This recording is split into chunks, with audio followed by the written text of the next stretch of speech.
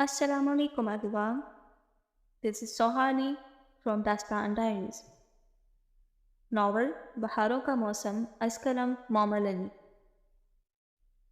तमाम सबूतों और दोनों ख़ानदानों को मौक़िफ़ सुनने के बाद पंचायत का फ़ैसला ये है कि गलती सरासर आरिफ मलिक और मनाहिल शाह की है। चूँकि आरिफ मलिक ने मनाहिल शाह को घर से बरगला कर निकाह किया है, इससे शाहों की इज़्ज़त पे हर्फ आया है। लिहाजा आरिफ मलिक को हुक्म दिया जाता है कि वो अपनी चचाज़ाद बहन को शाहों के बेटे में निकाह में देंगे। नहीं, मैं ऐसा नहीं कर सकता। रोज़े क़यामत पे अपने चचा को क्या मुँह दिखाऊंगा? इस मासूम का क्या कसूर है? ये नामुमकिन है। आरिफ जाओ और ज़मील को ले आओ। चौधरी ने आरिफ से कहा। अब्दुल्ला शाह, आप अपने किस पोते से निकाह करवाना चाहते हैं?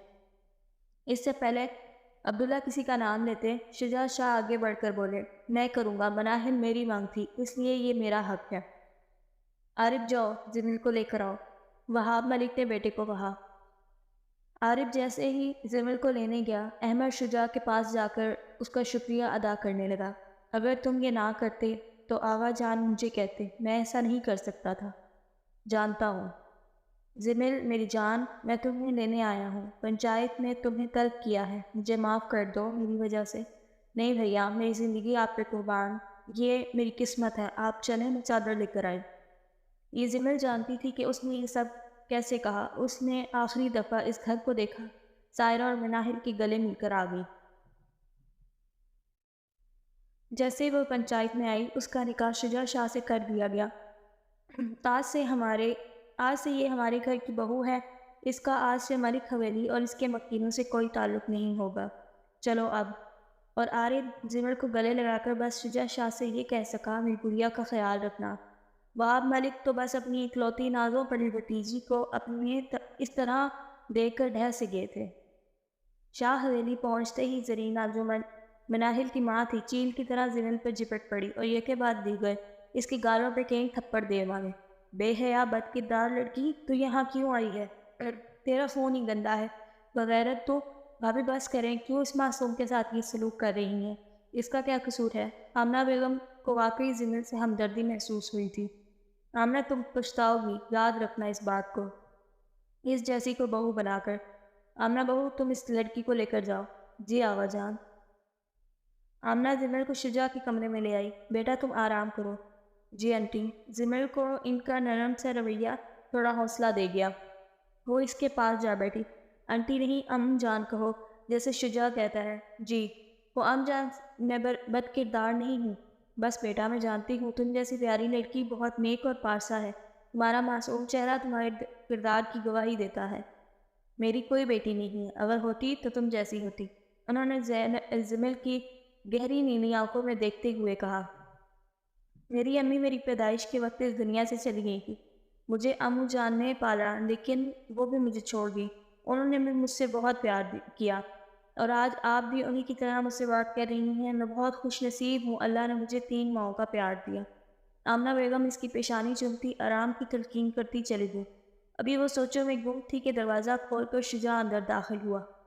मजबूत कसरती जिस्म, रोशन पेशानी, गहरी काली जहानत से भरपूर आंखें। ज़मील यकटुक उसे देखेंगी। तो ज़मील साहिबा, आपसे शादी तो होगी, लेकिन अभी बात नहीं हो सकती। मैं ज़रूरी काम से लाहौर जा रहा हूँ, 1-2 दिन तक आ जाऊँगा, तब बात होगी। आप आराम करें। ये कहकर वो अपना सफ़री बैग उठाए चला गया और ज़मील को लगा सारा मंजर एकदम खाली हो गया। सुबह उसकी आँख ज़ोर-ज़ोर के दरवाज़ा खटखटाने से खुली। उठ जा महारानी, तुम यहाँ मालकिन बनने के ख्वाब मत देखो। ये मेरी मुनाहिल की जगह थी, जो तुम और तुम्हारे इस भाई ने छीन ली, मेरी मासूम बच्ची को बरगला कर। और उठो, जाकर नाश्ता बनाओ, बर्तन धोकर मेरे कमरे में आना। वो हाथ धोकर किचन की तरफ गई। आंटी, क्या बनाऊँ? ये क्या आंटी लगा रखा है? मालकिन बोलो। जी मालकिन जी। कीमा भून लो, साथ गाजर का हलवा बना लो और बच्ची पराठे ऑमलेट भी बना लेना। जी बेहतर। और ये 7 बजे तक तैयार करके टेबल लगा देना। और तुम सब बाहर आओ, कोई इसकी मदद नहीं करेगा। ज़रीना हुक्म देकर चली गई। 7 बजे तक सब कुछ तैयार करके वो मेज़ सेट कर चुकी थी। तब नाश्ते के लिए आ चुके थे। नाश्ते के लवाजमात देखकर सब दंग रह गए।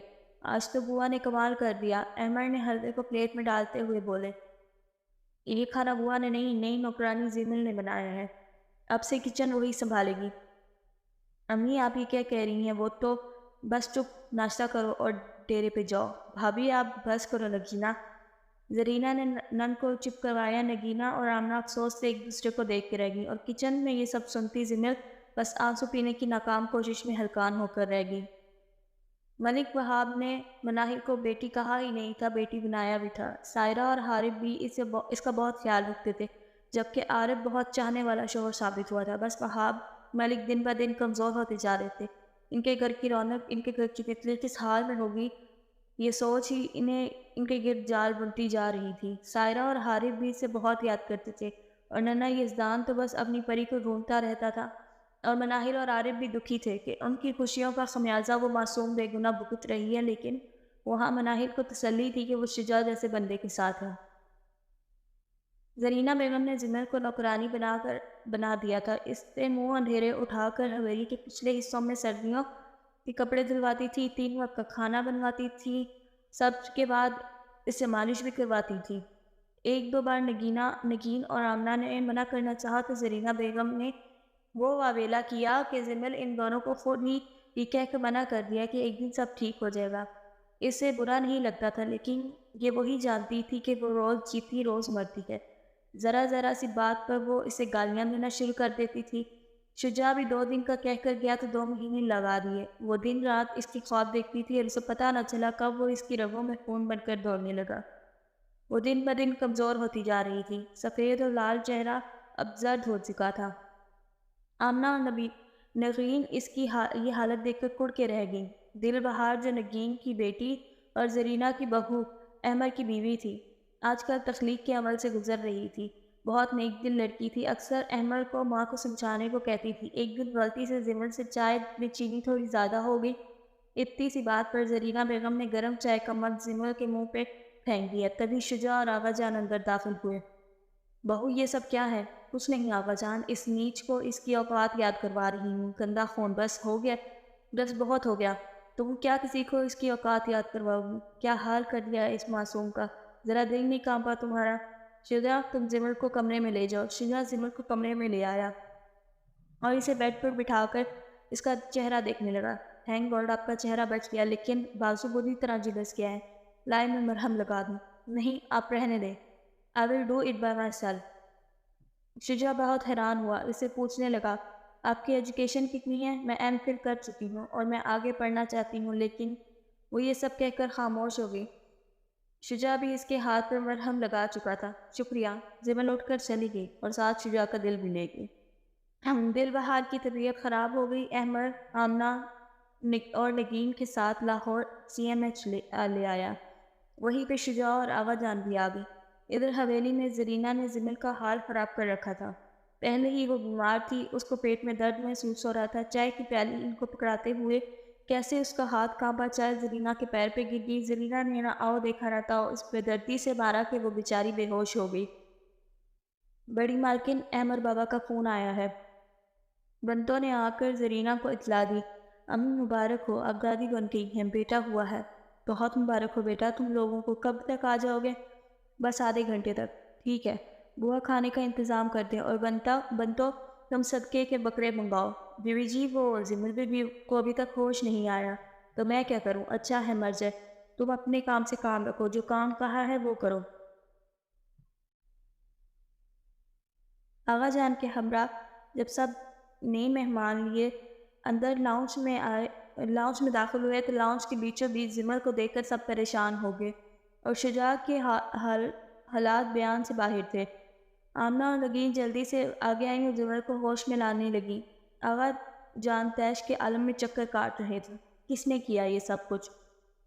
او جی بڑی مارکر نے۔ کب سے بے ہوش ہے بچی؟ جی کافی دیر سے۔ تم کیا کر رہے تھے؟ آغا جان ان سب باتوں کا ٹائم نہیں چلے۔ شجاع نے آگے بڑھ کر اسے اٹھایا اور ہسپتال کی طرف روانہ ہو گئے۔ شجاع کے دوست کے توسط زینل کا علاج شروع کیا گیا۔ آپریشن تھیٹر سے باہر آ کر ڈاکٹر حمدانی انہیں اذیت کا وقت دے کر چلے گئے۔ زینل کا اپینڈکس پھٹ گیا ہے، سر پر گہری چوٹ آئی ہے، اگلے 24 گھنٹے بہت مشکل ہے، اب سب دعا کریں۔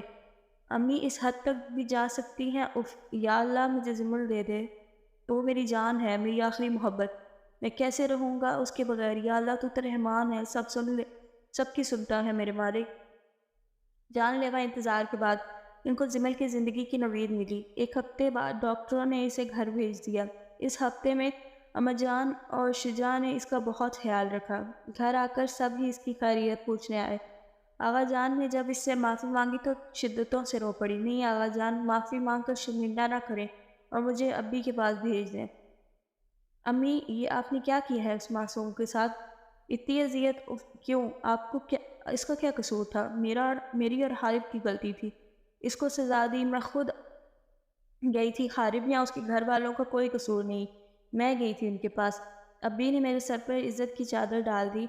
آپ کی طرح نہیں کیا، مجھے اس حال تک نہیں پہنچایا۔ اور اماں جان اور پھپھو، آپ نے بھی امی کو نہیں روکا، سب سر جھکائے بیٹھے تھے، واقعی غلطی سب کی تھی۔ جا رہی ہوں میں، دعا کیجیے گا میرے حق میں، ملک حویلی والے کبھی نہ بدلے۔ اسے ملک حویلی آئے ہفتہ ہو چکا تھا، وہ سب سے مل کر خوش تھی۔ ایک دن آغا جان اور سب وہاب کے پاس آئے اور زمل کا رشتہ مانگا، اور سب رنج و غم بھلا کر آئے تھے تو وہاب کیسے نہ کرتے۔ زرینہ نے بھی زمل سے معافی مانگی اور اس نے بھی سب کچھ بھول کر انہیں معاف کر دیا۔ موقع دیکھ کر شجاع اس کے پاس آیا۔ آج میں بہت خوش ہوں، تم میری قسمت، میری محبت، میری زندگی میرے پاس ہو۔ میں وعدہ کرتا ہوں زندگی میں کبھی اکیلا نہیں چھوڑوں گا، بہت عزت اور پیار دوں گا، تم میرا ساتھ دو گی نا؟ اس کے ساتھ ہی زمل نے اصابت میں سر ہلا دیا۔ زمل شاکنگ پنک اور اورنج شرارے میں بہت حسین لگ رہی تھی۔ شجاع کے کمرے میں دھڑکتے دل کے ساتھ وہ اس کا انتظار کر رہی تھی۔ تبھی بلیک شیروانی میں نکسک سا تیار شجاع کمرے میں داخل ہوا۔ السلام علیکم، کیسی ہو؟ ٹھیک ہوں۔ شرم سے گردن اور جھک گئی۔ اس کے پاس بیٹھتے ہوئے شجاع نے اس کا ہاتھ پکڑ لیا۔ زمل، تم میرے لیے کیا ہو میں کبھی لفظوں میں بیان نہ کر سکوں گا۔ ہاں، اگر تم میرے ساتھ نہیں ہوگی تو میں مر جاؤں گا۔ زمل نے تڑپ کے اس کے منہ پر ہاتھ رکھا۔ اس کا ہاتھ اپنے ہاتھوں میں لیتے ہوئے شجاع نے اس سے معافی مانگی اور اپنے عشق کی داستان سنانے لگا۔ شجاع، جی جانے شجاع، میں آپ سے کچھ مانگنا چاہتی ہوں۔ بوڑھے جان بھی حاضر ہے، وہ آپ یہ سب رسمیں ختم کروانے کی کوشش کریں، یہاں ہاسپٹل بھی بنوا دیں پلیز۔ تم نہ بھی کہتی تو یہ میں کام کرنے والا تھا۔ آئندہ ایسا کوئی فیصلہ نہیں ہوگا اور ہاسپٹل کا کام اگلے مہینے سے شروع ہوگا۔ تم دو گی میرا ساتھ؟ زمل نے مسکرا کر شجاع کے کندھے پہ سر رکھ کے اعتراف کیا۔ اب خوشی ان کے مقدر میں لکھ دی گئی تھی، بہار ان کی زندگی میں دستک دے دی تھی، بھائی جان بھی ان کے ملن سے مسکرا دیا۔ ختم شد۔ آج کا ناول، شارٹ ناول یہیں تک تھا۔ آپ سب لوگ کمنٹ کر کے بتائیں کہ آپ کو یہ کس طرح کا لگا، اور نیکسٹ ٹائم کے لیے اللہ حافظ۔